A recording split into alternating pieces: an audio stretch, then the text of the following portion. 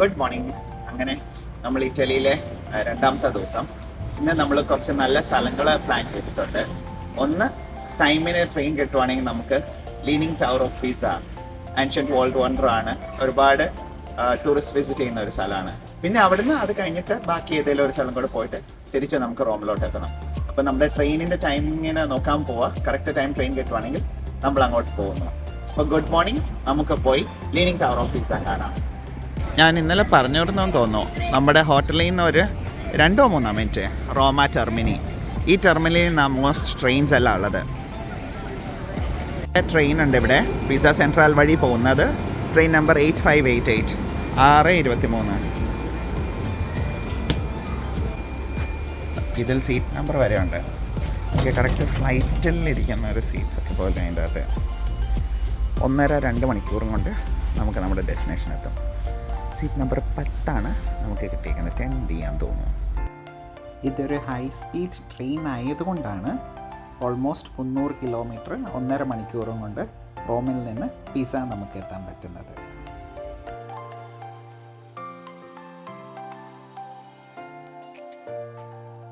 Train അങ്ങനെ വന്ന് pizza central എന്ന സ്റ്റേഷൻ ഇറങ്ങി. ഇവിടുന്ന് ഒരു 10 മിനിറ്റ് പിസ ടവറിലോട്ട്. നല്ല രസമുണ്ട്, ക്വയറ്റാണ്, ബ്യൂട്ടിഫുൾ ഇറ്റാലിയൻ സിറ്റി പിസ. അപ്പോൾ ഒന്നും കഴിച്ചില്ലായിരുന്നു രാവിലെ. പോയി ഒരു സാൻഡ്വിച്ചോ, ട്രെയിനിൽ ഫുഡൊക്കെ ഉണ്ടായിരുന്നു കേട്ടോ. ഒരു കോഫി കുടിച്ചു, ബട്ട് ഒരു സ്നാക്കോ സാൻഡ്വിച്ചോ കഴിച്ച് കഴിഞ്ഞിട്ട് നമുക്ക് പിസ സെൻട്രലിലോട്ട് പോവാം. പിസ സെൻട്രൽ അല്ല, sorry, leaning tower of pizza. ഇത് ആക്ച്വലി ഇപ്പോൾ സമ്മർ ടൈം ആയതുകൊണ്ട് 9 മണിയൊക്കെ ആകുമ്പോൾ ഓപ്പൺ ആവും. നോക്കി എന്ത് വൃത്തിക്കാണ് ഇവർ മെയിൻറ്റെയിൻ ചെയ്തേക്കുന്നതെന്ന്. കഴിച്ചു, എന്നിട്ട് നോക്കിയപ്പോഴത്തേക്കുണ്ടല്ലോ ബസ്സുണ്ട്.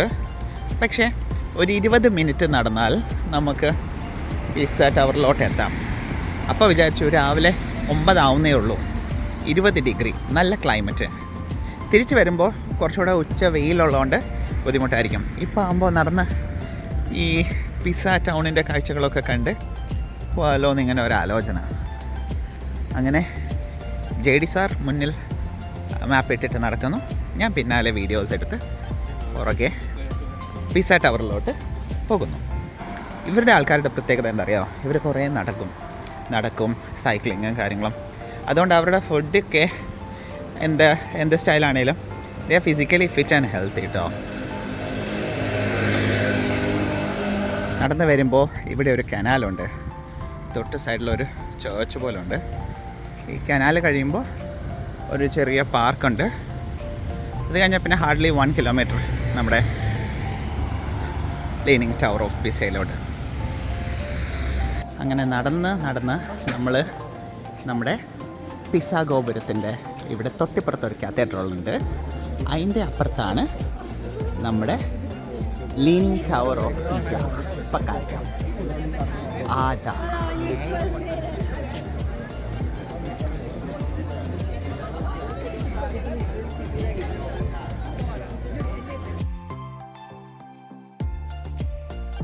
അങ്ങനെ നമ്മൾ ലീനിങ് ടവർ ഓഫ് പീസ എത്തി. ഇത് കാണിക്കുന്നതിന് മുന്നേ ഒരു സംഭവമല്ല, എന്താ അറിയാം, ലൈഫിൽ നമ്മൾ പല സ്ഥലത്ത് നമുക്കൊരു ഫെയിലിയറോ ബുദ്ധിമുട്ടോ പ്രശ്നങ്ങൾ വരുമ്പോഴത്തേക്ക് ഞാൻ എപ്പോഴും വിശ്വസിക്കുന്ന ഒരു കാര്യമുണ്ട്, എല്ലാം അടിപൊളിയാവാനും എല്ലാം നന്മയ്ക്കായിട്ട് എല്ലാം it always works out for the best. അത് പറയാൻ ഒരു പ്രത്യേകിച്ച് ഒരു കാരണം, അതിൻ്റെ ഒരു ഏറ്റവും വലിയ ഒരു എക്സാമ്പിൾ ആണ് നമ്മുടെ ലീനിങ് ടവർ ഓഫ് പീസ. ഇത് കൺസ്ട്രക്ട് ചെയ്തപ്പോഴത്തേക്ക് അതൊരു ഫെയിലിയർ ആയതാ, ചരിഞ്ഞത് കൊണ്ട്. ആ ഒരു ചരിവിൽ അത് ഒരു ഡിസാസ്റ്റർ എന്ന് വിചാരിച്ച ഒരു സാധനം വർഷങ്ങൾക്ക് ശേഷം അതിപ്പോൾ ഒരു വേൾഡ് വണ്ടർ ആയിരുന്നു. ഏറ്റവും കൂടുതൽ വേൾഡിൽ അറിയപ്പെടുന്ന ഒരു ടൂറിസ്റ്റ് ഡെസ്റ്റിനേഷൻ, ഒരു മോണ്യുമെന്റ് ആയി. അങ്ങനെ ഏറ്റവും കൂടുതൽ റെക്കഗ്നൈസ് ചെയ്യപ്പെട്ട ഒരു സാധനം. അപ്പോൾ ആ ഒരു ഫെയിലിയേഴ്സ് ചിലപ്പോൾ turns out for the best എന്ന് നമ്മൾ ഒരു മോട്ടിവേഷനിൽ തുടങ്ങാമെന്ന് വെച്ചു. പിന്നെ എല്ലാത്തിനായിട്ടും ഒരു ടൈം ഉണ്ടല്ലോ. Look at how it is. ഇതിനു വേണ്ടി മാത്രമായിട്ട് എത്ര പേരാണ് ഇത് കാണാനായിട്ട് വരുന്നത്. അപ്പോൾ ഇതിൽ ഒരുപാട് ഹിസ്റ്റോറിക്കൽ കാര്യങ്ങളുണ്ട്. എങ്ങനെ ആ കാര്യങ്ങൾ, അത് ബാക്കി ഞാൻ പറഞ്ഞുതരാമേ.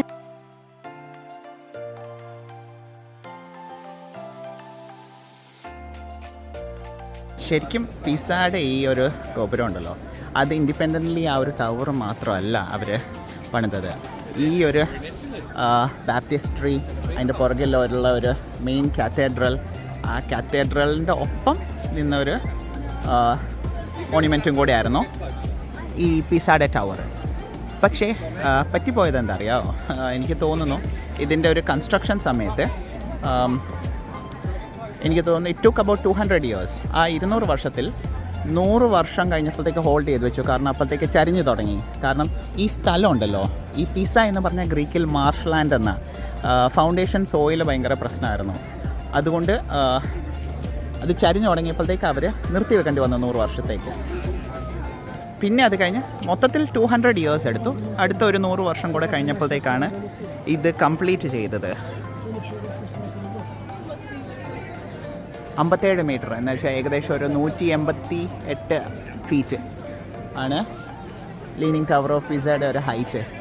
ഓൾമോസ്റ്റ് ഒരു 250 to 300 സ്റ്റെപ്സ് ഉണ്ട് മുകളിൽ വരെ കയറാൻ. മുകളിലോട്ട് ആൾക്കാരുണ്ട്. രാവിലെ ഓൾറെഡി ഇവിടെ നല്ല ക്രൗഡായി തുടങ്ങിയിട്ടുണ്ട്. നമ്മൾ നടന്നെത്തി. ബട്ട് ഈവനിങ് ആണെങ്കിൽ ഇതിലും കൂടുതൽ ക്രൗഡാട്ടോ.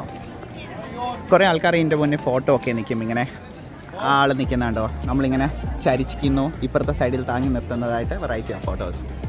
200 വർഷം എന്ന് പറയുന്നതുണ്ടല്ലോ, എൻ്റെ ഓർമ്മ ശരിയാണെങ്കിൽ 1170s എങ്ങാണ്ട് തൊട്ട് 1370s വരെ ഉള്ള കാലഘട്ടത്തിലാണ് പണിയുന്നത് ഈ ഒരു ഏരിയ. ആ ടവറും ആദ്യം ഉണ്ടല്ലോ, ഈ ടവർ ഡിസൈൻ ചെയ്ത ഒരു ചങ്ങാതി ഉണ്ടായിരുന്നു. ഹിസ് നെയിം വാസ് ജോൺ ബർഡൻഡോ. പുള്ളി ഡിസൈനിങ്ങിൽ അടിപൊളിയായിരുന്നു. പക്ഷേ സോയിൽ മെക്കാനിക്സ് എന്ന് പറഞ്ഞ സാധനം പുള്ളി പ്രോപ്പർ അല്ലായിരുന്നു. അതുകൊണ്ടായിരുന്നു പുള്ളി ഇത് പണിതപ്പോഴത്തേക്ക് സോയിൽ മെക്കാനിക്സ് ശ്രദ്ധിച്ചില്ല. അപ്പോൾ പണിത് തുടങ്ങിയപ്പോഴത്തേക്ക് സംഭവം താഴ്ന്നു. ഇപ്പോഴും താഴ്ന്നുകൊണ്ടിരിക്കുക കേട്ടോ. ആ ടവർ മാത്രമല്ല, ഈ ബിൽഡിങ്ങും നമ്മുടെ അതിൻ്റെ മെയിനോടുള്ള കത്തീഡ്രൽസൊക്കെ താഴ്ന്നുകൊണ്ടിരിക്കുക. എന്തൊക്കെയോ ചെയ്യുന്നുണ്ട് അവരത്. ഇപ്പോഴത്തെ ടെക്നോളജിയും സംഭവങ്ങൾ വെച്ചിട്ട് ഇപ്പോഴും അങ്ങനെ നിർത്താൻ ഇനിയുള്ള 200 yearsലേക്ക് ചരിയില്ല എന്നാണ് പറയുന്നത്. ആ 200 years കഴിഞ്ഞാൽ എന്ന് വെച്ചാൽ അടുത്തൊരു 2 century കഴിഞ്ഞാൽ വീണ്ടും അത് ചരിഞ്ഞുകൊണ്ടിരിക്കും. ഇത് ശരിക്കും ഒരു വേൾഡ് ഫേമസ് 7 wondersലൊന്നായത്. ഇങ്ങനെ ഈ ചരിഞ്ഞ് നിന്നിട്ടും ഇറ്റ്സ് നോട്ട് ഫോളിങ് റൈറ്റ്. അതുകൊണ്ടാണ് ഇതൊരു ആർക്കിടെക്ചറൽ വണ്ടർ ആയത്. എന്തായാലും കാണാൻ അമേസിങ്. നല്ല മാർബിളൊക്കെ യൂസ് ചെയ്ത് ഈ ഒരു ലൊക്കേഷൻ അത്യാവശ്യം നല്ല ആൾക്കാർ വരുന്ന ഒരു ലൊക്കേഷനാണ് ഈ ഒരു മോണ്യുമെൻറ്റ് കാണാൻ മാത്രം. അതിൻ്റെ വേറെ ഒരു കോമഡി അറിയാമോ? ഇതിൻ്റെ ഒരു ചരിവില്ലേ, ഈ പിസ ഗോപുരം, അതിൻ്റെ ഒരു ചരിവ് ആക്ച്വലി ഈ ഒരു സൈഡിലോട്ടല്ലാതെ വേറെ ഒരു സൈഡിലോട്ട് ടിൽറ്റൊക്കെ ചെയ്തിരുന്നു. അവരത് കൺസ്ട്രക്റ്റ് ചെയ്യുന്ന സമയത്ത് ഇവരെന്തൊക്കെയോ നോക്കി അത് പിടിച്ച് നിർത്താൻ. എന്നിട്ട് ഇവരുടെ ഒരു ഇറ്റലിയിലൊരു ഡിക്റ്റേറ്റർ ഉണ്ടായിരുന്നേ ഒരു കാലത്ത്, മുസോളിനി എന്നായിരുന്നു പേര്. ആ ആൾ ഇതൊരു നാഷണൽ ഡിസ്ഗ്രേസ് ആയിട്ടാണ് പറഞ്ഞത് നമ്മുടെ പിസ ഗോപുരം. എന്ന് വെച്ചാൽ രാജ്യത്തിൻ്റെ ഒരു നാണക്കേടല്ലേ അവർ പണിത ഒരു ബിൽഡിംഗ് ചരിഞ്ഞിങ്ങനെ പോകുന്നു എന്നുള്ളത്. അതിൻ്റെ പേരിലാണ് അവർ കുറേ ആൾക്കാരെ വെച്ചിട്ട് ഇതിൻ്റെ ബോട്ടമില്ലേ ഡ്രില്ല് ചെയ്ത് കുറച്ചുകൂടെ സ്ട്രോങ് ആക്കാനായിട്ട്, ഫൗണ്ടേഷൻ സ്ട്രോങ് ആക്കാനായിട്ട് അവർ കുറേ ഡ്രിൽസൊക്കെ ഇട്ട് അതിൻ്റെ അടിയിലോട്ട് കുറച്ച് എന്തൊക്കെയോ വെച്ച് സ്ട്രോങ് ആക്കാൻ നോക്കി. പക്ഷേ അത് ശരിയായില്ല. അത് കുറച്ചുകൂടെ ഹെവി ആക്കി ഫൗണ്ടേഷൻ, അതിൻ്റെ ചരിവ് കൂട്ടി എന്നാണ് പറയുന്നത്. ഇപ്പോൾ ഈ പറഞ്ഞ ഒരു 200 yearsൻ്റെ സംഭവം ഇപ്പോഴത്തെ ടെക്നോളജിക്കൽ ഇത് വെച്ചിട്ട് ഹോൾഡായി. ഇപ്പം തൽക്കാലം പോകുന്നില്ല. പക്ഷേ അടുത്ത 200 വർഷം കഴിഞ്ഞാൽ വീണ്ടും സൈഡിലോട്ട് ചരിയുമെന്നാണ് പറയുന്നത്. അപ്പോഴത്തേക്ക് അതിനുള്ളിൽ ചരിഞ്ഞ് വീഴാൻ ചാൻസ് ഉണ്ട്. ഈ എല്ലാ സ്ഥലവും സിങ്ക് ചെയ്തുകൊണ്ടിരിക്കുക. അതാ ഞാൻ നേരത്തെ പറഞ്ഞത്, ഹൗ എ ഡിസാസ്റ്റർ എന്ന് ഇവർ വിളിച്ച ഒരു സംഭവം എങ്ങനെ ഒരു വേൾഡ് വണ്ടറായി, എങ്ങനെ how things work out of the busy. എത്രത്തോളം ആൾക്കാരാണ് ഈ ഒരു സ്ഥലം മാത്രം കാണാനായിട്ട് വന്നേക്കുന്നത്. ക്രൗഡും സംഭവം വേൾഡ് ഫേമസ്. ആർക്കാണ് ഇപ്പം ഈ ലീനിങ് ടവർ ഓഫ് പിസയെ കുറിച്ച് നമുക്ക് സ്കൂൾ കാലഘട്ടം തൊട്ട് പഠിക്കാനില്ലാത്തത്? എല്ലാത്തിനും അതിൻ്റെ സമയമുണ്ട് ദാസ എന്നാണല്ലോ. കുറച്ച് ഫോട്ടോസ് എടുക്കണം. കുറച്ച് ഫോട്ടോസ് എടുത്ത് ഇതാക്കി കഴിഞ്ഞിട്ട് വേണം തിരിച്ചിനി നടക്കില്ല. കാരണം ഇപ്പോൾ ഓൾറെഡി ഇച്ചിരി വെയിലൊക്കെ വന്നു. സമയം ഇപ്പോൾ ഓൾമോസ്റ്റ് ഒരു 10 മണി ആവുന്നു.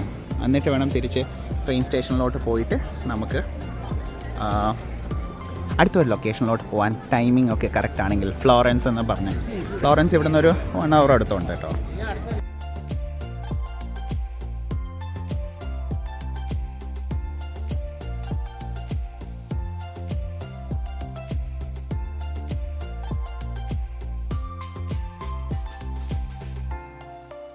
ഈ കാണുന്നുണ്ടല്ലോ എല്ലാം ഓറഞ്ച് മരങ്ങളാണ്. ഇതാ ഇത് ഫുള്ള് കണ്ടോ, റോഡ് സൈഡിൽ ഇങ്ങനെ കാട് പോലെ വളരുന്ന അതിൽ കണ്ടോ ഇഷ്ടം പോലെ ഓറഞ്ച് ഉണ്ട്. പക്ഷേ ഇത് എഡിബിൾ അല്ല എന്നാണ് പറയുന്നത്, നല്ല കയ്പുള്ളതാണ്. നമ്മൾ അവിടുന്ന് തിരിച്ച് നടന്ന് പിസ്സ സെൻട്രലിലോട്ട് സ്റ്റേഷനിലോട്ട് എത്തുക. നമ്മുടെ ട്രെയിന് എനിക്ക് തോന്നുന്നു 11:09 ഒരു 10 മിനിറ്റ്. ഇവരുടെ ഒരു റീജിയണൽ ട്രെയിനാണ്. അത്യാവശ്യം അടിപൊളിയായിട്ട് നോക്കി. ലോങ് ഡിസ്റ്റൻസ് അല്ല, റീജിയൻ അല്ല. ഫ്ലോറൻസിൽ നിന്ന് ഇങ്ങോട്ട്, ഇവിടുന്ന് ഫ്ലോറൻസിലോട്ട്. എന്ത് നോക്കി, എന്ത് അടിപൊളിയാണ്, എന്ത് ക്ലീനാണ്, ഒരു രക്ഷയില്ല കേട്ടോ. ഡബിൾ ഡെക്കർ പോലെയാണ്. എയർക്രാഫ്റ്റിൻ്റെ ഉള്ളു പോലെ ഉണ്ടല്ലേ, അടിപൊളി. ഒരു സ്പേസ് ക്രാഫ്റ്റ് പോലൊക്കെ.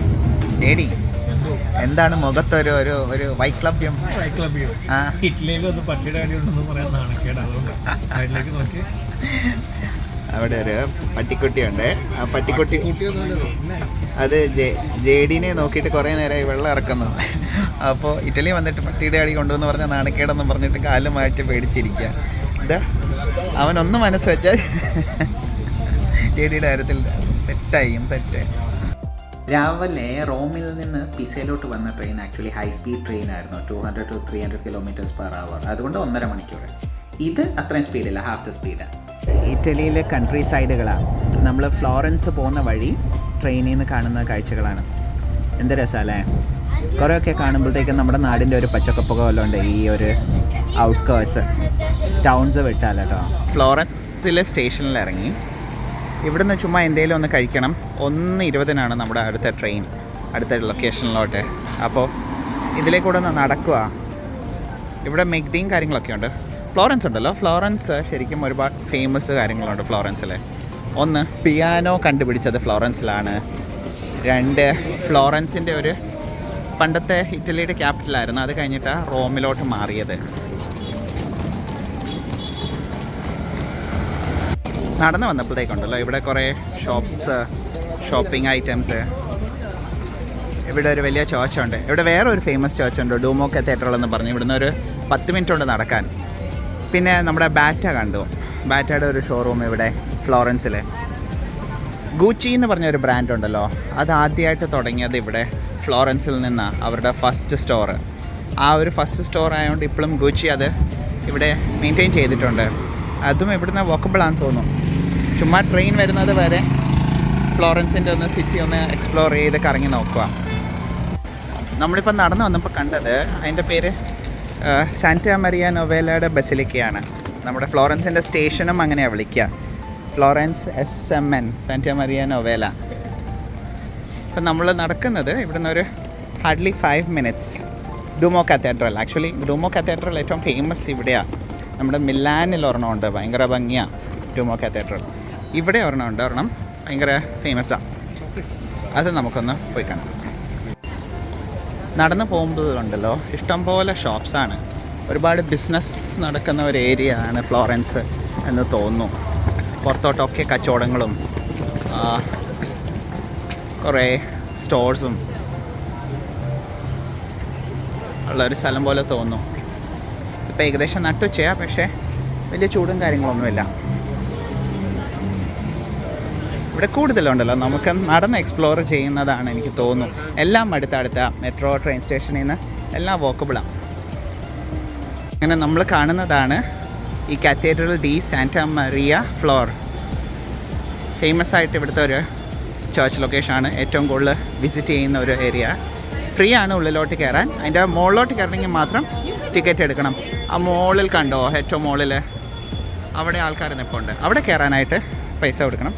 ഈ കത്തീഡ്രൽ പറയപ്പെടുന്ന 200 years എടുത്തു ഇത് കൺസ്ട്രക്ഷൻ ചെയ്ത് തീർക്കാൻ. അതും ഒരു 1200-2400 കാലഘട്ടത്തിലെങ്ങാണ്ടാണ് എൻ്റെ ഓർമ്മ കേട്ടോ. ഇതൊക്കെ ഒരു ഓർമ്മപ്പുറത്ത് പറയുന്ന അങ്ങോട്ടും ഇങ്ങോട്ടും ഫാക്സിൽ ചെറിയ വ്യത്യാസം ഉണ്ടാവാൻ സാധ്യതയുണ്ട് കേട്ടോ.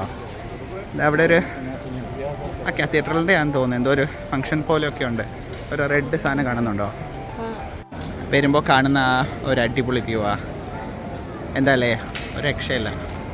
നേരിട്ട് കാണാനുണ്ടല്ലോ, ഇത് ഭയങ്കര ഭംഗിയാണ്. എനിക്കറിയില്ല if you are getting that much. നമ്മളിപ്പോഴും ഈ കാണുന്നത് പോലെ ആവണമെന്നില്ലല്ലോ എക്സാക്ട്ലി നമ്മൾ വീഡിയോയിൽ ഔട്ട് വരുമ്പോൾ. പക്ഷേ ദിസ് ഈസ് അമേസിങ്. ഓക്കെ, ഫുള്ളാളും കച്ചവടവും ഷോപ്സ്, ബഹളം, നട്ടുച്ച സമയമാണ്. നല്ല ആൾക്കാർക്ക് ഒരു കുറവുമില്ല. ഇവിടെ ഒരു ലസാനിയ എന്ന് പറഞ്ഞൊരു സാധനമുണ്ട്. ദാറ്റ്സ് സ്പെസിഫിക്കലി ഇവിടെ ഭയങ്കര ഫേമസാണ്. അതൊന്ന് ട്രൈ ചെയ്യണമെന്നുണ്ട്. ഇതിനുള്ളിലോട്ട് കയറാം, പക്ഷേ പറഞ്ഞില്ലേ സമയം ഒട്ടുമില്ല. ഹാഫ് ആൻ അവറിനുള്ളിൽ അല്ലെങ്കിൽ 45 മിനിറ്റ്സിനുള്ളിൽ കഴിച്ചിട്ട് ട്രെയിൻ സ്റ്റേഷനിലെത്തണം. ഇതുണ്ട് ഇവരുടെ ഒരു സൈക്കിൾ റിക്ഷ ചുറ്റിച്ച് കറങ്ങാൻ പറ്റുന്ന ഒരു ഓപ്ഷൻസൊക്കെ ഉണ്ട്. ഇവിടെ ആൾക്കാരിരുന്ന് ഫുഡും പരിപാടിയൊക്കെ ഓൾറെഡി ആയി.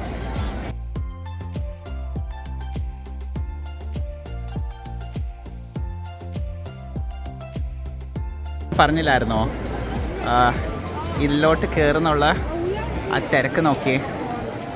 ഇതാ ലൈന്. നിന്ന് ഉള്ളിൽ കയറി ഇത് കണ്ടു കഴിഞ്ഞ് വരണമെങ്കിൽ മിനിമം ഒരു 1-2 hours കൂട്ടണം. അപ്പോഴത്തേക്ക് ഉള്ളിൽ നമ്മുടെ ട്രെയിൻ പോകും. പിന്നെ ഇവിടെ ഐ ബിലീവ് ഉള്ളിൽ കയറാനൊക്കെ കാണാനൊക്കെ ഉണ്ടല്ലോ. സെയിൻറ്റ് പീറ്റേഴ്സ് ബസിലിക്കയിലും ഉണ്ടായിരുന്നു. നമുക്ക് ഷോളും നമുക്ക് ഷോർട്ടായിട്ടുള്ള ഡ്രസ്സാണെങ്കിൽ അതൊക്കെ കവർ ചെയ്യാനുള്ള സാധനം അവർ തരും. അത് കവർ ചെയ്തിട്ടാണ് നമ്മൾ ഉള്ളിലോട്ട് അവരെ സമ്മതിക്കുള്ളൂ കയറാൻ. എന്തായാലും ഇത്രയും വലിയ ക്യൂ ആയ സ്ഥിതിക്ക് നമുക്ക് പോയി എന്തെങ്കിലും കഴിക്കാം. അങ്ങനെ നമ്മൾ പിസ്സ പോയി കണ്ടു. ഇവിടെ വന്നിട്ട് ഫ്ലോറൻസ് കുറച്ചൊക്കെ നടന്ന് എക്സ്പ്ലോർ ചെയ്തു. ഇനിയിപ്പം നമുക്ക് ഇന്നത്തെ വീഡിയോ എൻഡ് ചെയ്യാം. നമ്മുടെ ട്രെയിൻ ദാ വന്നു. അപ്പോൾ അടുത്ത ഡെസ്റ്റിനേഷൻ നമുക്ക് അടുത്ത വീഡിയോയിൽ കാണാം. അപ്പോൾ ടാറ്റാ.